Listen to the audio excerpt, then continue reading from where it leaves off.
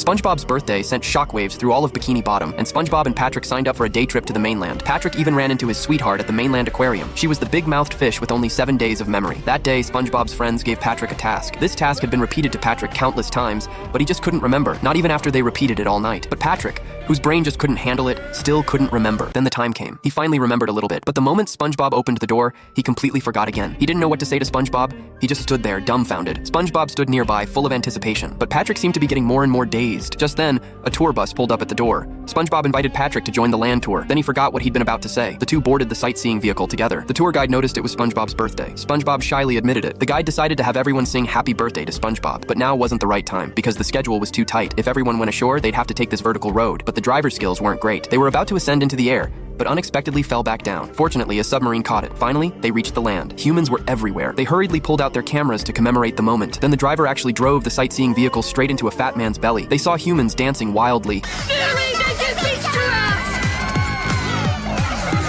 The two were so scared they clung to the driver's head. The driver decided to take everyone to see other places. On stage, a red bean shower was underway. The host was tossing beans into the crowd. Patrick spotted the red beans on the glass and got greedy. He shoved the driver aside and drove the vehicle straight onto the stage. The beans sprayed by the host filled the vehicle to the brim. Patrick began eating like a madman, but the water in the sightseeing vehicle had also run out. Everyone's skin started drying out immediately. Fortunately, the driver knew where to find water, but they still had to queue. By now, the passengers were nearly dried out like fish jerky. Finally, their turn arrived. Everyone obtained water. Their vitality returned. Patrick's expression turned fearful. A small dog had run over. Everyone was terrified. The driver immediately reversed the vehicle and fled. They then arrived at a restaurant. They discovered the restaurant was also named Crab Burger King. Patrick stared at the burgers inside, drool dripping everywhere. Suddenly, a packet of ketchup fell from above. Patrick squeezed it hard. Ketchup splattered all over him. Patrick wrapped his tongue around his entire body. When he retracted his tongue, his body was spotless. The guy in the pink shirt was also named Patrick. He looked dazed and couldn't order anything. Patrick laughed at him when he saw this. The cashier, like Mr. Krabs, kept complaining. Sandy was also replicated. The owner here was called Mr. Krabs. He was also extremely fond of money. He entered the kitchen and began rushing the employees. This employee bore a striking resemblance to SpongeBob. Mr. Slabs, you know that I can't serve a slabby patty until it's cooked just right.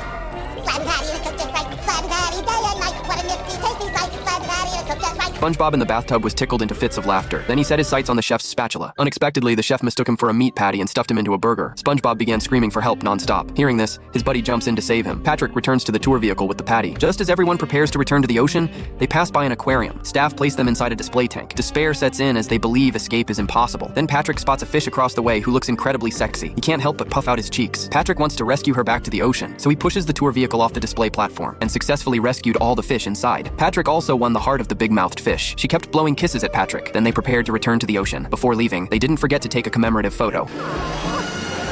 Goodbye, sweet surface land. Then they boarded the submarine and returned to the ocean. Everyone decided to sing a birthday song for SpongeBob, but the driver